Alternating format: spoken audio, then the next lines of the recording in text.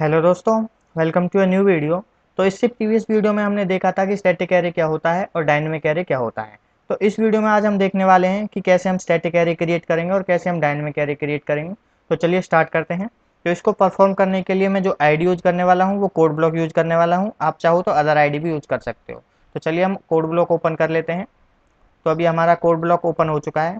तो इसमें हमें सबसे पहले क्या करना होता है, सबसे पहले हम इसके अंदर एम्प्टी फाइल लेते हैं। आई होप आपको पता होगा कि हमने पिछली वीडियो में भी देखा था कि कोड ब्लॉक के अंदर हम कैसे काम करते हैं। तो सबसे पहले हम एम्प्टी फाइल लेते हैं, फिर उसको क्या करते हैं हम सी प्लस प्लस एक्सटेंशन में सेव करते हैं। तो चलिए इसको सेव कर लेते हैं और इसका नाम हम दे देते हैं कोई भी, जैसे कि मैं यहाँ पे स्टैटिक वर्सेस डायनेमिक नाम दे रहा हूँ। उसके बाद आप एक्सटेंशन लगोगे .cpp और उसके बाद आपको क्या करना है, सेव कर देना है। तो अब ये हमारा .cpp एक्सटेंशन में सेव हो चुका है। तो अब हम प्रोग्रामिंग स्टार्ट करेंगे। तो सबसे पहले हम क्या करते हैं, हेडर फाइल्स को इंक्लूड करते हैं। तो चलिए हेडर फाइल्स को इंक्लूड कर लेते हैं। तो हैज़ इंक्लूड, उसके बाद हेडर फाइल का नाम एक हो गया आपका stdio.h और सेकंड आपकी फाइल क्या हो गई, has include conio dot sorry आपकी आयो स्ट्रीम। ये हमारी हेडर फाइल्स इंक्लूड हो चुकी हैं। फिर उसके बाद क्या करते हैं, हम नेम स्पेस का यूज़ करते हैं। तो चलिए यूज करते हैं। तो क्या करेंगे, using name space, name space का नाम क्या है आपका std। तो ये हमारा नेम स्पेस का नाम हो गया। उसके बाद क्या करते हैं, हम अपना फंक्शन लिखते हैं जो कि हमारा मेन है। तो इंट मेन हमने फंक्शन लिया, तो ये हमारा फंक्शन हो गया।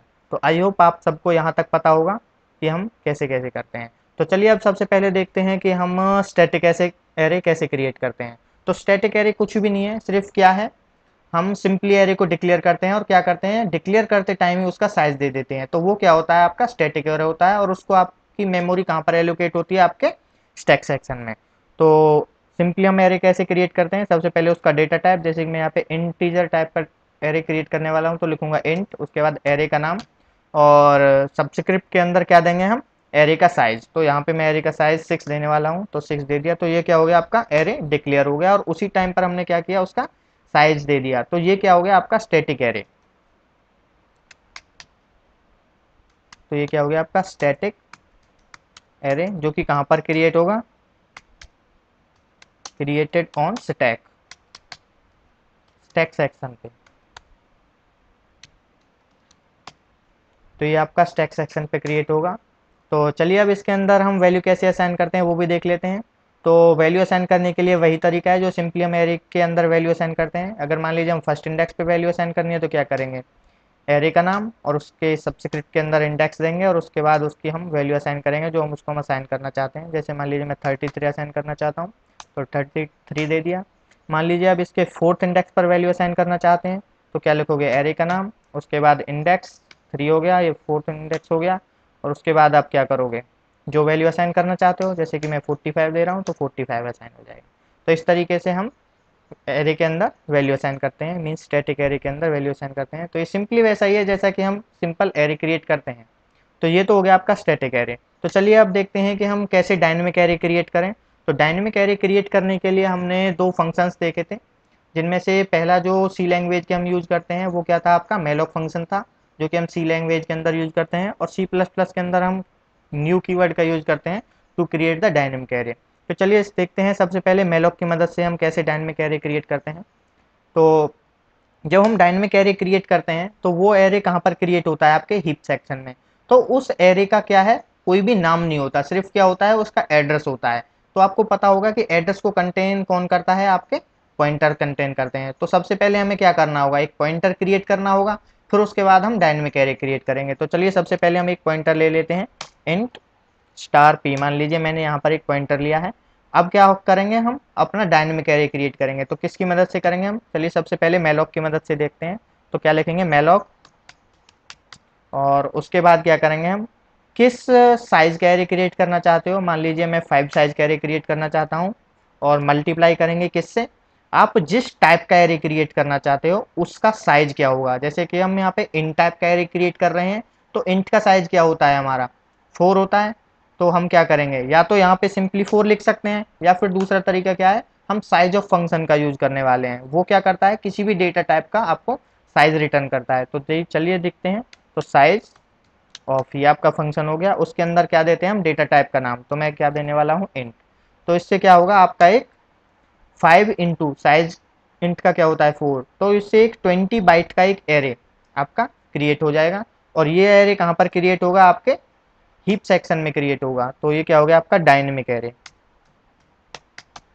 Dynamic array created on heap.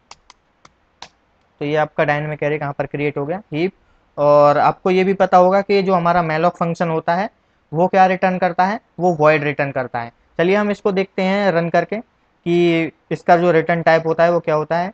तो हम क्या करेंगे, इस मैलॉक फंक्शन को यूज करने के लिए हमें उस हेडर फाइल का नाम भी लिखना होगा जिसके अंदर की ये मैलॉक फंक्शंस डिफाइन है। तो ये मैलॉक फंक्शन किस हेडर फाइल के अंदर डिफाइन है, वो है आपका मैलॉक डॉट एच। तो हम उसको भी इंक्लूड कर लेते हैं। तो हैज़ इंक्लूड क्या लिखेंगे, मैलॉक डॉट एच। तो चलिए हमने ये भी फाइल इंक्लूड कर ली। चलिए अब इसको रन करके देखते हैं कि ये मैलॉक जो फंक्शन है वो क्या इसके अंदर रिटर्न टाइप होता है। तो इसको बुलेट रन करके देखते हैं। तो जैसा कि आप देख पा रहे हो यहाँ पे एरर दे रहा है, और एरर क्या है, invalid conversion from void to int. To int means आप इसको कन्वर्ट नहीं कर सकते वॉइड टू इंट। तो इसके लिए हमें क्या करना पड़ेगा, इसको स्टार कास्ट करना पड़ेगा, मीन्स इसको फोर्सफुली कन्वर्ट करना पड़ेगा। तो हम क्या कहते हैं, इंट स्टार लिख देते हैं।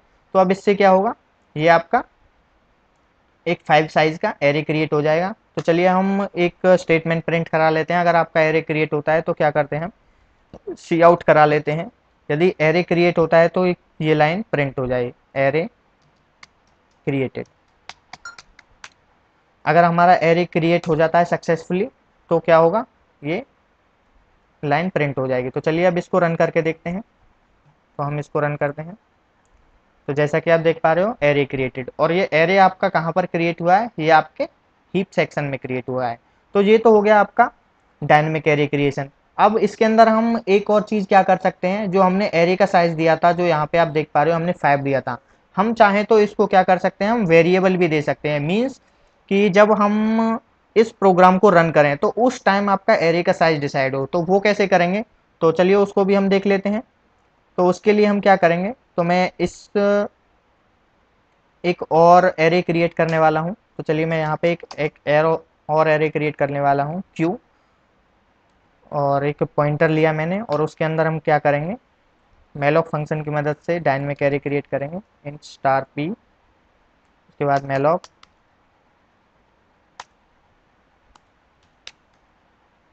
उसके बाद मैं क्या करूँगा, यहाँ पे एक वेरिएबल दूंगा एन, और उसकी मल्टीप्लाई किससे करेंगे हम,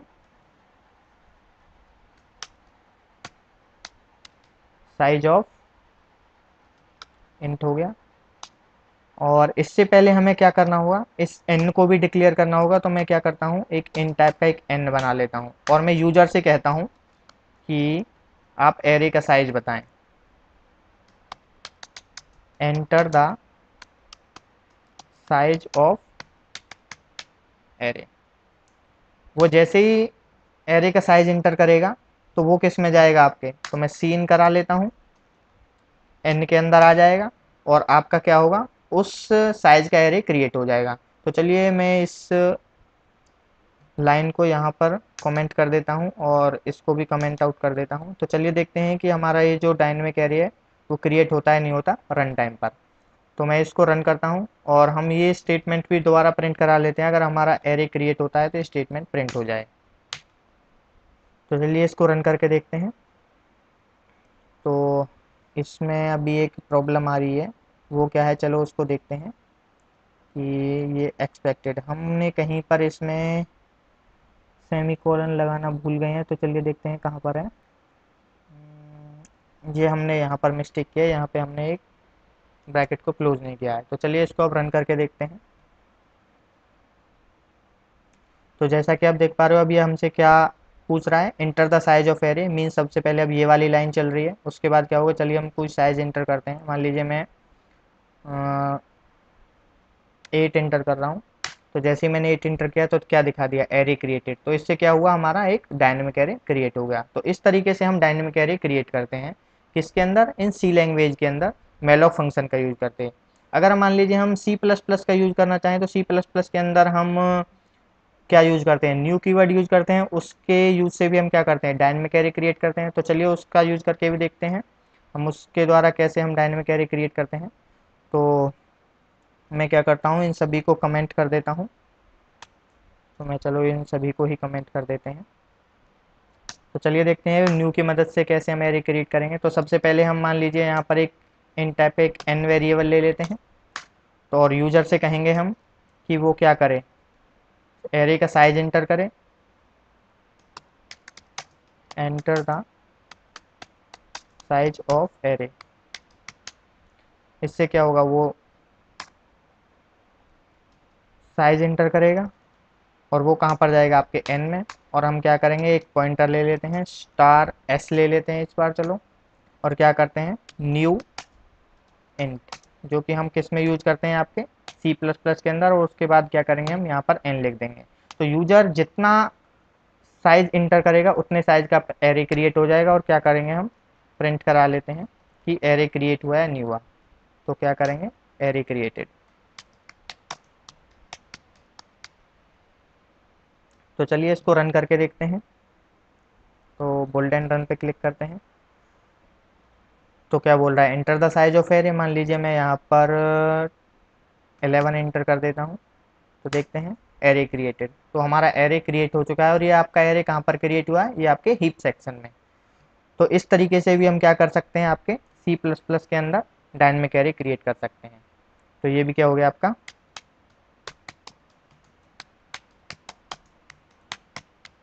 dynamic array created on heap. तो इस तरीके से हम डायनेमिक एरे क्रिएट करते हैं। तो डायनेमिक एरे या तो हम मेलोक की मदद से भी क्रिएट कर सकते हैं या फिर हम न्यू की मदद से क्रिएट कर सकते हैं। तो आई होप आपको पता लगा होगा कि कैसे हम स्टैटिक एरे क्रिएट करते हैं और कैसे हम डायनेमिक एरे क्रिएट करते हैं।